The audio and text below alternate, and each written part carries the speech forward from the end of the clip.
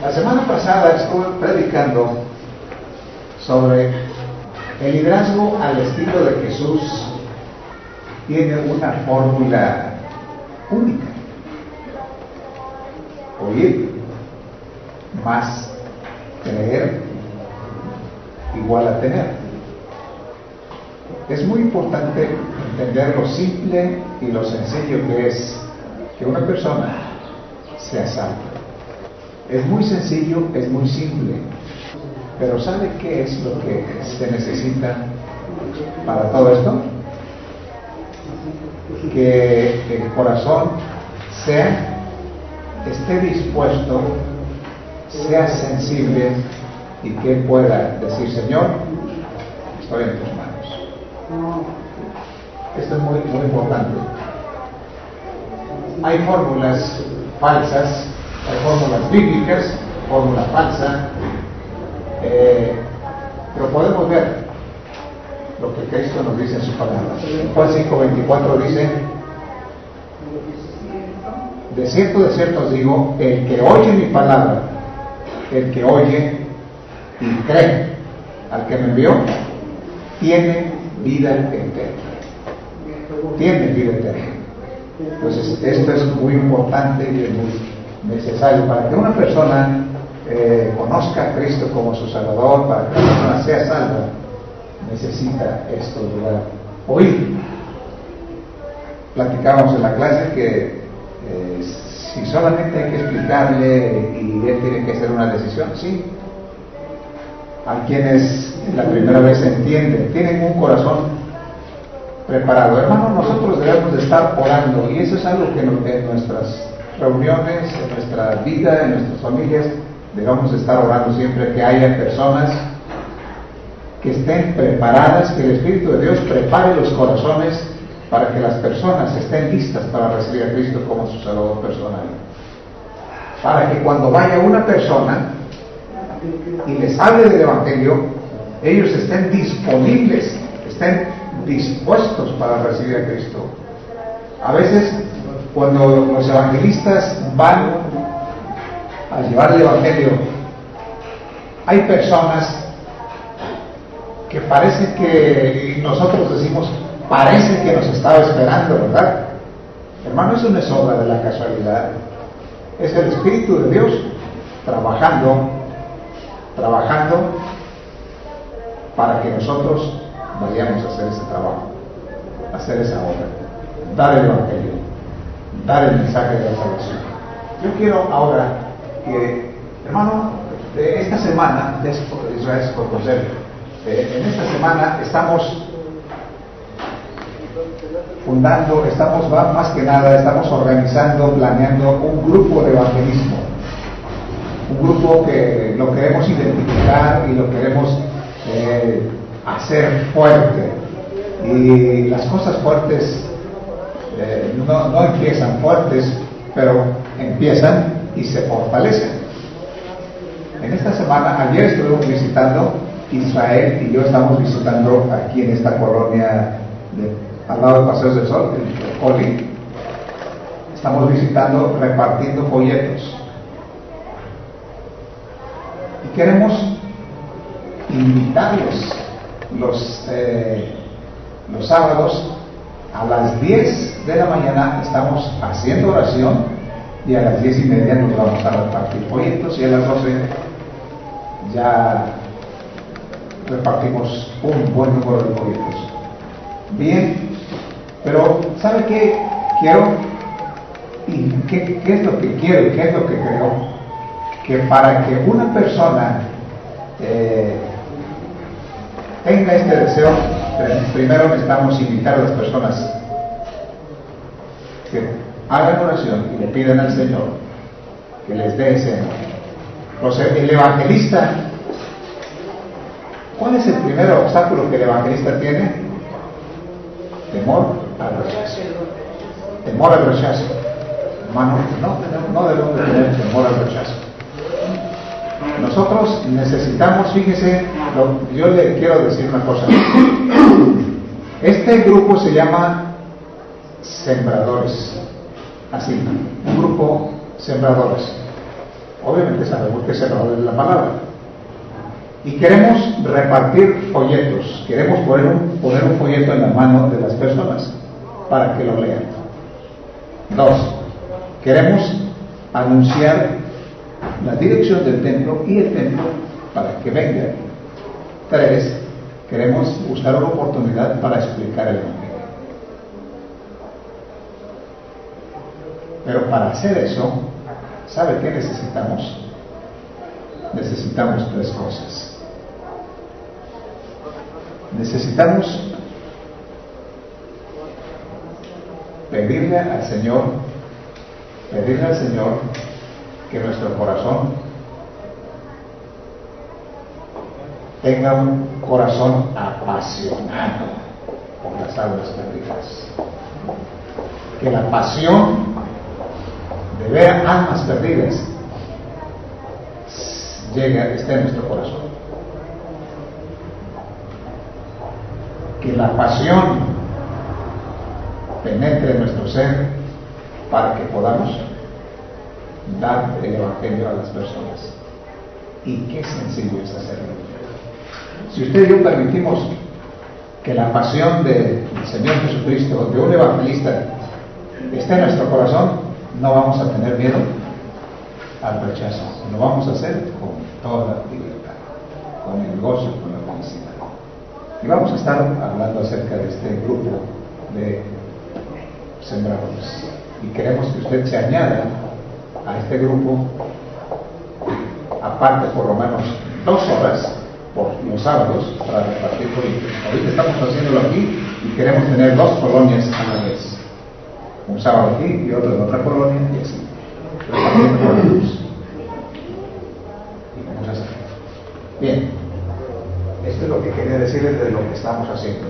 Pero el tema que quiero predicarles en esta hora,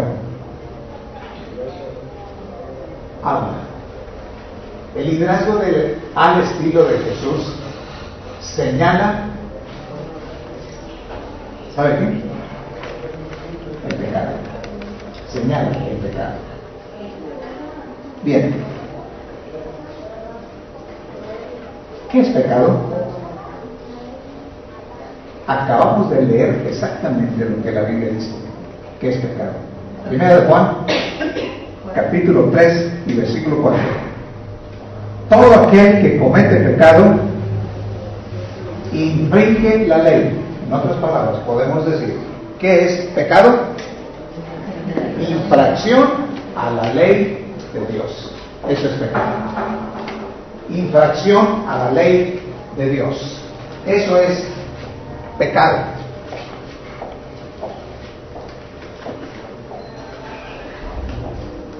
Para ciertas personas, la palabra pecado, ¿sabe qué significa? Sinónimo de placer. ¿No es cierto? Para muchas personas la palabra pecado es sinónimo de placer.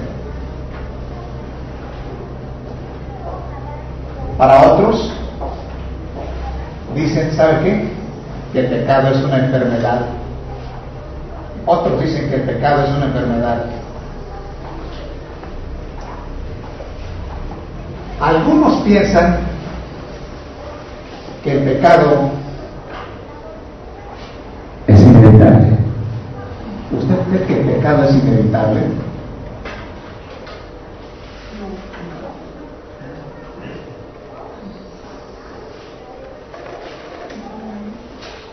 ¿Por qué decimos, por ejemplo, la mentira es pecado? ¿Podemos evitarlo? Sí. Entonces, algunos dicen que es inevitable, entonces es mentira. La mentira es pecado y nosotros la podemos evitar.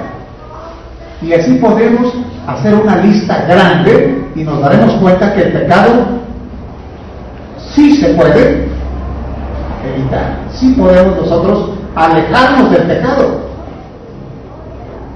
Para muchos, no, es inevitable. Es un placer. Es un deleite. Para muchos el pecado es un deleite. Pero lo último que tengo aquí es que para la mayoría. Y es un grupo creciente. ¿Sabe qué opinan? Dicen que no existe, pecado no existe. Es un cuento de hadas, no existe el pecado. ¿Quieren pecar sin conciencia de que no les afecte? Ni la conciencia. ¿Quieren pecar, como los dicen, a manos llenas y no sentir culpa? Y por eso dicen, el pecado no existe. Hermanos, pero el pecado es infracción a la ley de Dios. En 1 de Juan 3:4 dice: todo aquel que comete pecado infringe también la ley, pues el pecado es infracción a la ley de Dios.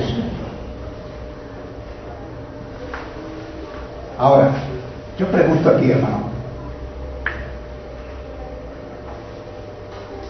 ¿crees que Dios tiene derecho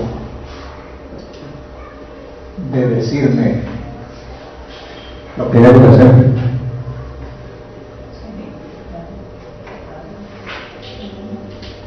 ¿Crees que Dios tiene derecho a decirme lo que no debo de hacer?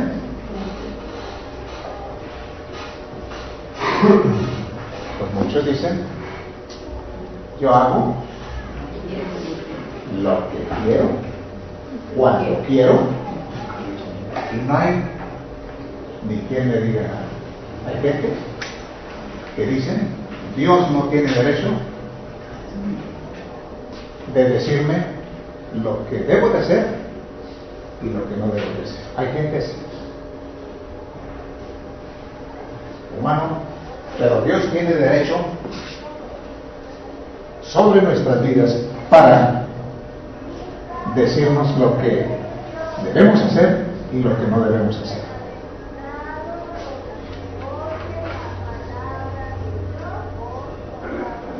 Una pregunta más. Si hago lo que Dios prohíbe, ¿es pecado? Sí, ¿verdad? Sí, es pecado. Un ejemplo. Si Él prohíbe mentir, Él prohíbe mentir, ¿está pecando? Sí. Diga otro más.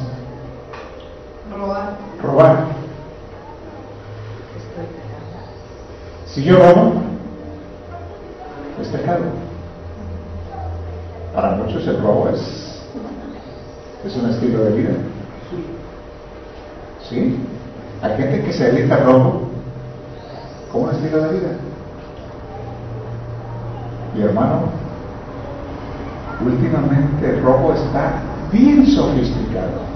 Bien sofisticado. Usted no sabe ni cómo. Anoche aconsejé a un muchacho, como las 10, 11 de la noche, que me dijo muchas cosas que yo de veras desconocía. ¿Alguien de ustedes sabe lo que es amigo Frisch? Amigo Frisch.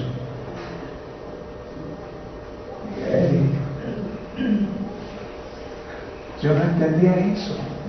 Dije, hombre, es amigo con todos los que tienen todos los privilegios sobre una mujer, sobre su muchacha, sobre una muchacha. Tiene todos los privilegios, no es novia y puede tener todos los privilegios sobre ella.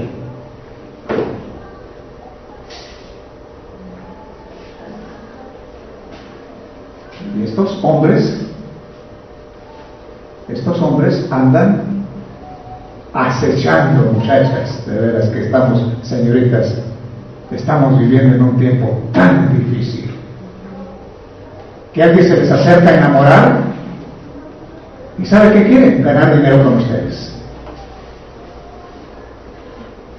Quiere ganar dinero con ustedes, quiere prostituirlas, quiere hacer mil cosas, quiere venderlas Y ustedes piensan, ya tengo un galán que me está bajando las estrellas y ¿sabe qué? Está buscando, es tu amigo, es tu amigo fresh y te busca para conocerte todo lo que haces. Eso es lo que se llama mercadeo. Yo no sabía lo que era mercadeo, pero mercadeo de mujeres, hermano, aquí, y andan atrás de ti para venderte y ganar dinero. Y a veces muchas muchachas piensan, tengo un galán que es una... Hermano, en mis tiempos todavía no se hacía eso, y ahora es increíble eso. Los robos están más sofisticados ahora. Antes era de otra manera. Ahora una muchacha es un buen elemento para robar.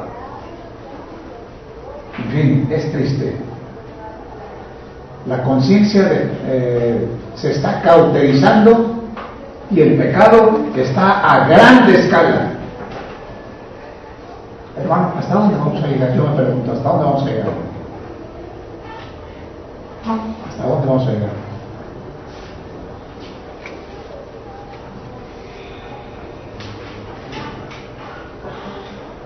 Si hago lo que Dios me prohíbe que es pecado, sí. Si dejo de hacer lo que Dios me ordena, ¿también es pecado? Sí. Alguien busque lo que dice Santiago 4:17 y lea.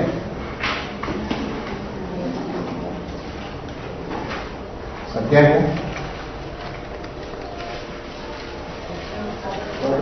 4:17. Y al que sabe hacer lo bueno y no lo hace, le es pecado. Al que sabe hacer lo bueno y no lo hace, le es pecado. Y si lo deja de hacer también, es pecado. Algunos dicen, no, pues ya no sé qué debo de hacer, ni qué no debo de hacer, todo es pecado. La Biblia dice, toda injusticia es pecado. Alguien lea 1 de Juan 5:17 para todos. 1 de Juan 5:17.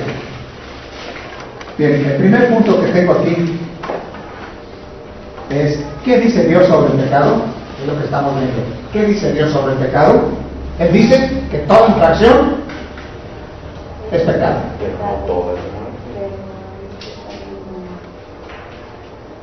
Toda infracción es pecado. ¿Alguien lea? 1 Juan 5:17. Toda injusticia es pecado, pero hay pecado no de muerte. Muy bien. ¿Alguien más lea Proverbios 24:9? Proverbios 24:9.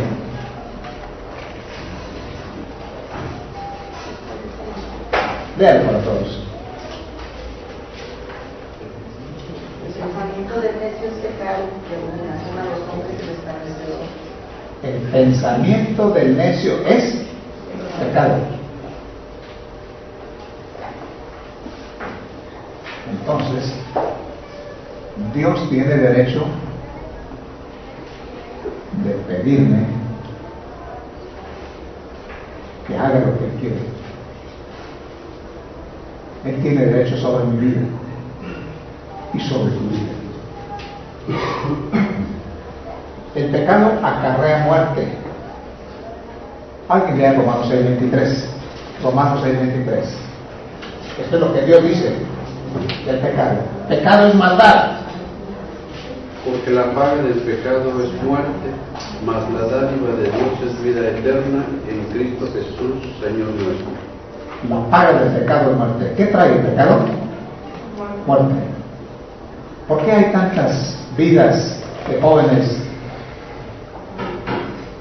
muriendo prematuramente? ¿Por qué? Por causa del pecado. Por causa del pecado. El pecado acarrea muerte. Santiago capítulo 1 versículo 15, alguien lea. Santiago 1:15. Entonces la concupiscencia, después que ha concebido, da a luz el pecado, y el pecado siendo consumado da a luz la muerte. El pecado trae muerte. Los jóvenes que sin medida, y no solamente los jóvenes, las señoritas, los hombres viejos y las señoras, que desmedidamente se apartan del Señor en sus pecados y en sus maldades, están violando la ley de Dios, están infringiendo la ley de Dios y están acarreando maldición para sus vidas. Y tarde o temprano, Dios va a someterlos al castigo.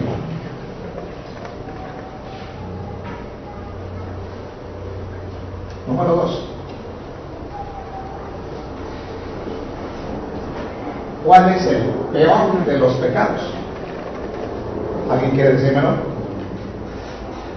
La blasfemia contra el Espíritu Santo. Sí, La incredulidad. exactamente. ¿Sabe cuál es? Yo pensé que la blasfemia contra el Espíritu Santo era la más grande.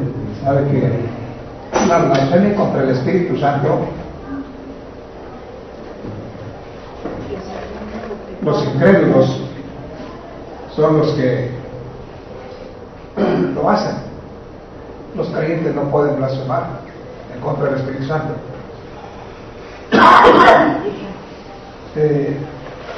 Y quiero que vea algo más. ¿Cuál es? Pues sí, gracias. Con eso.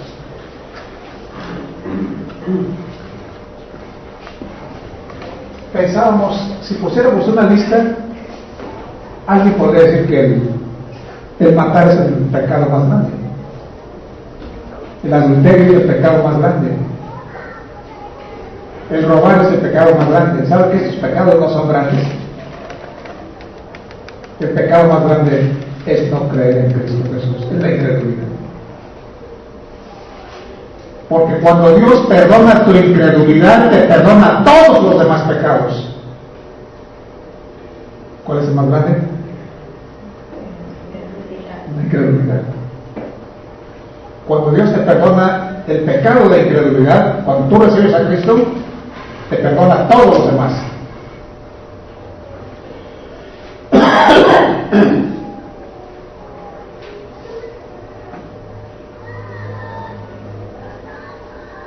Tal vez algunos respondan y digan, el pecado más grande es el haber iniciado. Algunos jóvenes dicen, el pecado más grande fue el haber iniciado la Segunda Guerra Mundial, porque se murieron muchas personas. Algunos dicen, el pecado más grande es la exterminación de los judíos. Imagínense, mataron a miles y miles de judíos en las cámaras de gases. Eso fue el pecado más grande.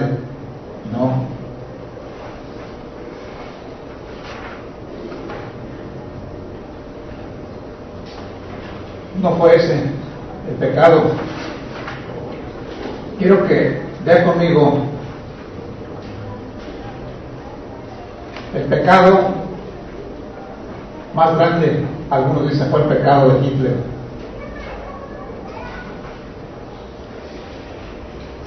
No. Algunos han dicho el pecado más grande es aventar las bombas sobre aquellas ciudades japonesas. Miles y miles de gentes. ¿Sabe que no? Ese no es el pecado más grande. El pecado más grande es la incredulidad.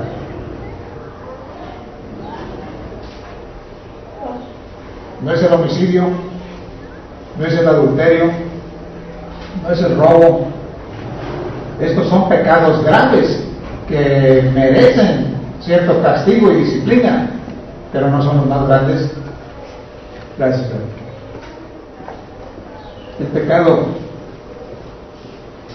si se da cuenta, el pecado más grande es el más común de toda la gente, la incredulidad. Tenemos amigos que cometen el pecado más grande, tenemos familiares que cometen el pecado más grande, tenemos tanta gente a nuestro alrededor que comete el pecado más grande? La incredulidad. Son incrédulos. Por el hecho de ser incrédulos, obviamente hacen todos los demás pecados. Un incrédulo hace cualquier cosa. Un incrédulo es un adulto, puede caer en el adulterio, es más, practicar el adulterio. Un incrédulo puede robar, un incrédulo puede matar, un incrédulo puede hacer mil cosas.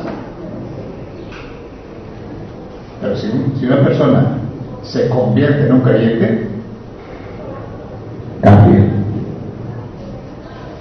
Por eso es el más grande. La incredulidad es el punto de partida para la maldad.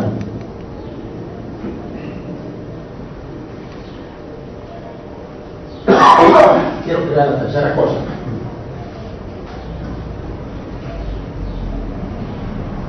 Veamos lo que dice la palabra de Dios.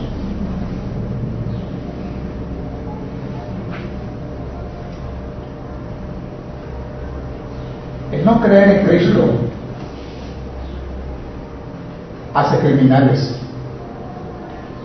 El no creer en Cristo hace alcohólicos. El no creer en Cristo hace ladrones. El no creer en Cristo hace todas las prácticas. Cuando una persona se convierte en creyente del Señor Jesucristo, deja este tipo de pecados para vivir como Dios dice. ¿Qué dice Juan 3:16? Alguien póngase de pie y dígalo, por favor, para todos. Juan 3:16. Porque de tal manera amó al mundo que ha dado a su Hijo unigénito, para que todo aquel que en él cree no se pierda, mas tenga vida eterna. Así es.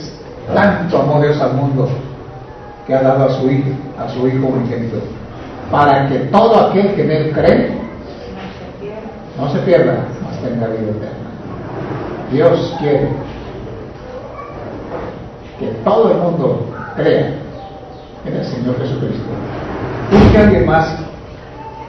En el libro de San Juan, capítulo 6, el libro de San Juan, capítulo 6,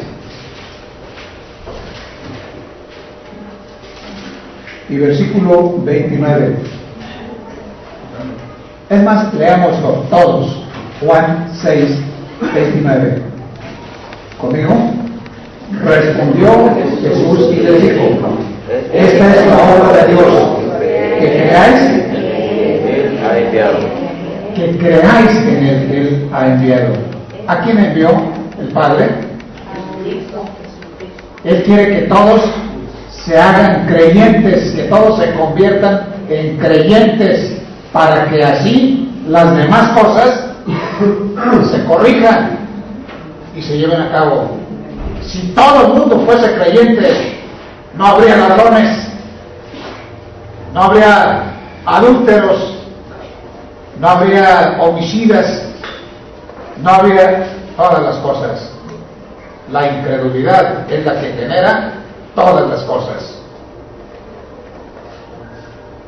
La incredulidad en el Señor Jesucristo. La semana pasada les dije que la palabra creer es la palabra más famosa de la Biblia. Esa es la palabra más importante en el Nuevo Testamento. Creer. La palabra creer significa entregarse. Cuando una persona cree en Cristo, se entrega. Cuando una persona no cree, dice: lo siento, no puedo. Pero cuando una persona cree en Cristo, se entrega a Cristo. Cuando una persona cree, es dichosa, es feliz. Hermano, cuando una persona cree en Cristo, se entrega a Cristo como su Salvador personal, es muy feliz. Y queremos que la gente conozca a Cristo y se conviertan en cristianos, no solamente de mente, no solamente en su mente, sino que se conviertan de todo corazón. La persona que se convierte con la mente La puede ver algunos días en la iglesia, si es que viene, y nunca la vuelve a ver más. Pero la persona que se entrega a Cristo, viene a la iglesia y usted la puede ver aquí fiel, porque se entregó a Cristo y le sigue. Y la persona que solamente creyó en su mente, no la vuelve a ver usted. Por algunos días la ve y nunca más. Últimamente se está investigando que nosotros debemos de predicar no al cerebro, sino al corazón. ¿Sabe usted que el corazón tiene mente? El corazón tiene mente. Aparte, no estamos hablando del cerebro, este es el cerebro de todo el cuerpo, pero el corazón tiene una mente. Y cuando una persona se convierte de corazón, es una persona que sigue al Señor y se entrega a Él.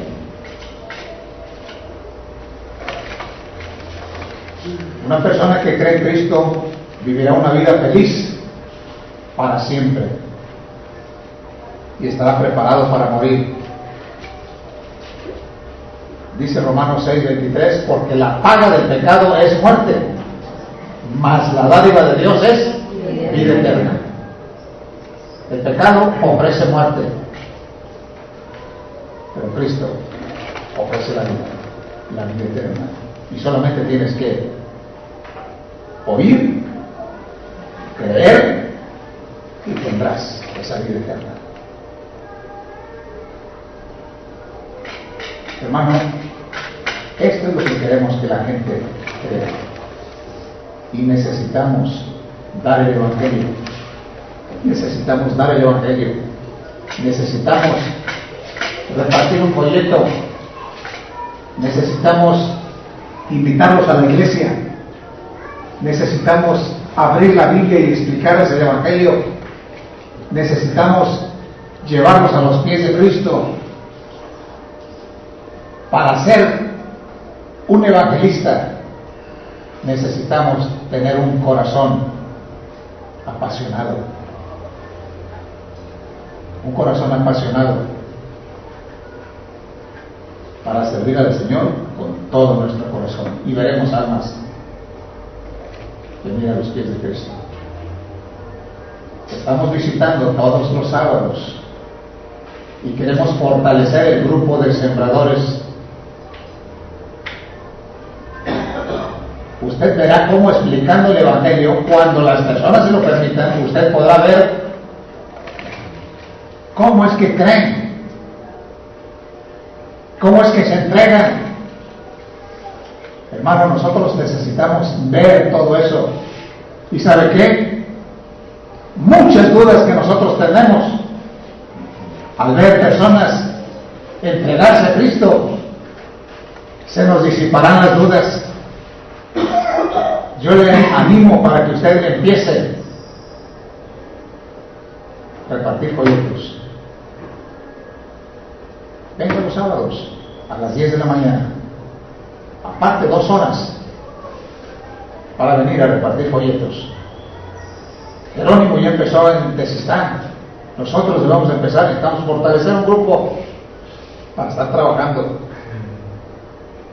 Vamos a hacerlo, hermano. Queremos ver almas que vienen a los pies de Cristo. Cuando estaba escuchando a este muchacho, todas estas cosas que él me platicó, de veras yo le puedo decir hasta dónde vamos a llegar. Tanta maldad. Ya el hombre no, ya Sodoma se está quedando atrás. Ya Sodoma ya no es un buen ejemplo.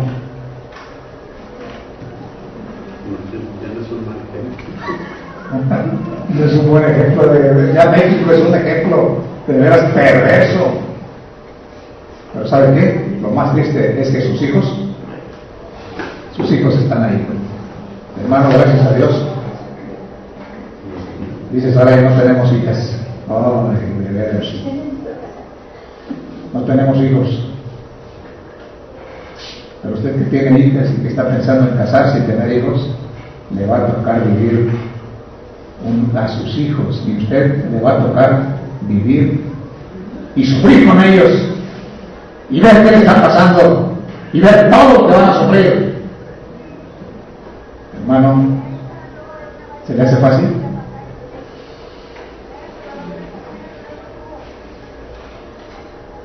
Cuando ve a su hija colgando, a sus hijos colgando, balaceados o despedazados ahí, ¿se le hace fácil?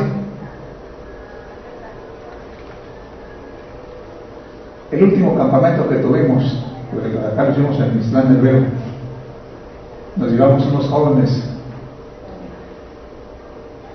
¿Qué jóvenes? Entre uno de ellos iba diciendo: mi gozo, mi deleite es ver encajar el cuchillo en una persona y que le salga sangre. ¿Usted cree que eso es? Y era un campeón. Así hay jóvenes ahorita que se deleitan en verte sufrir a ti. ¿Sabe qué? Jóvenes perversos que solamente están pensando en mal.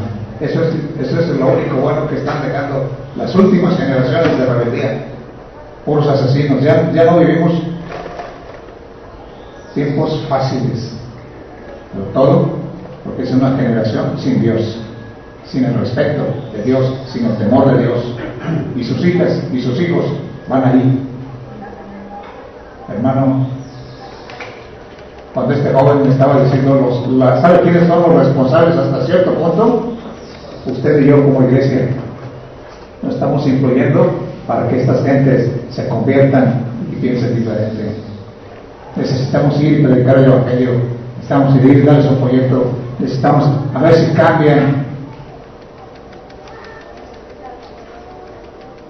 Pues lo que vamos a orar, hacer los pedidos. Vamos a dejar un tiempo para empezar a ofrendas orantes. Hermano, ojalá que nuestros jóvenes, nuestra generación, nuestros hijos tengan un concepto claro de lo que es pecado, de lo que es maldad, de todo eso, y se aparten del pecado y de la maldad y vivan vidas agradables a los ojos de Dios. Padre, te damos gracias por tu palabra. Yo te suplico, Señor, por cada uno de mis hermanos. Tenemos hijos que están expuestos al peligro aquí y donde quieran. Bendiciones. Vivimos en un mundo cada día más peor, más difícil. Pedimos de tus cuidados, Padre Santo. Por favor, como iglesia, ayúdanos a predicar el Evangelio a los perdidos, a las personas que no son creyentes, que se vuelvan creyentes en el Señor Jesucristo, que entreguen sus vidas al Señor Jesucristo y vivan como cristianos consagrados. Padre Santo, este mundo cada día es peor, y todo porque están alejándose del Señor Jesús. No hay temor de Dios, no hay temor de nadie. Padre, como iglesia necesitamos compartir, repartir el Evangelio y llevarlos a los pies de Cristo. Ayúdanos a hacer nuestra parte como iglesia. En el nombre y los méritos de Cristo Jesús lo pido.